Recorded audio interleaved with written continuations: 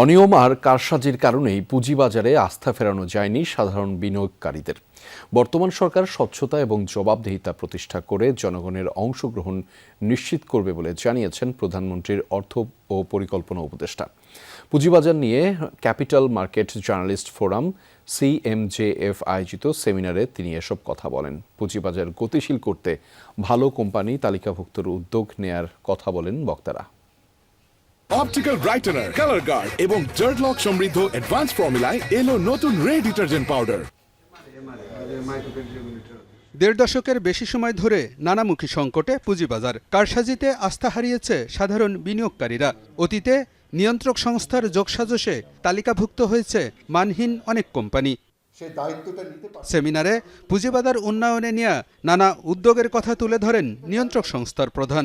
বলেন, কারসাজির দায়ে বিভিন্ন ব্যক্তি এবং প্রতিষ্ঠানকে জরিমানা করা হয়েছে প্রায় ১,৫০০ কোটি টাকা। বিভিন্ন আইন সংস্কারের কথাও বলেন তিনি। সামনে আরো ভালো কোম্পানি মার্কেটে আসবে, কারণ মার্কেট গ্রো করার আসলে প্রধান উপাদান ভালো কোম্পানিকে আনা। এটা কোনো অল্টারনেট নাই এবং সেটা নিয়ে আমরা কাজ করছি। নতুন লটার মাধ্যমে আরো ভালো কোম্পানিকে অ্যাট্রাক্ট করতে পারবো।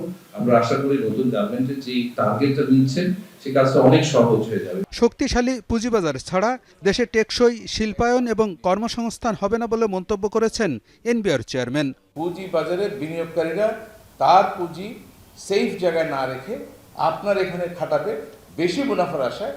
এই কোম্পানিগুলোর এবিলিটি আছে বেশি মুনাফা দেওয়ার, এই যে ক্রাইটেরিয়া একটা মিট করে না, কিন্তু তারা চলে আসছে। এখন তাদের দেখছি সব ব্যবসা বন্ধ, ফ্যাক্টরি বন্ধ, সবকিছু বন্ধ। প্রধান অতিথির বক্তব্যে প্রধানমন্ত্রীর অর্থ ও পরিকল্পনা বিষয়ক উপদেষ্টা বলেন, ঋণ নির্ভরতা থেকে বেরিয়ে বিনিয়োগ নির্ভর না হলে অর্থনীতি টেকসই হবে না। শেয়ারের দরের ওঠানামা তারল্য বৃদ্ধির প্রকল্প নিয়ে আসলে শেয়ার বাজারকে বেঁধে ফেলা যাবে।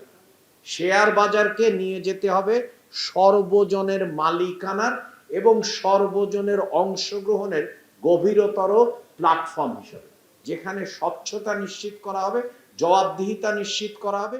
পুঁজিবাজারে কারসাজি বন্ধে তদারকি কার্যক্রম আরও জোরদার করার কথা বলেন প্রধানমন্ত্রীর অর্থ ও পরিকল্পনা উপদেষ্টা।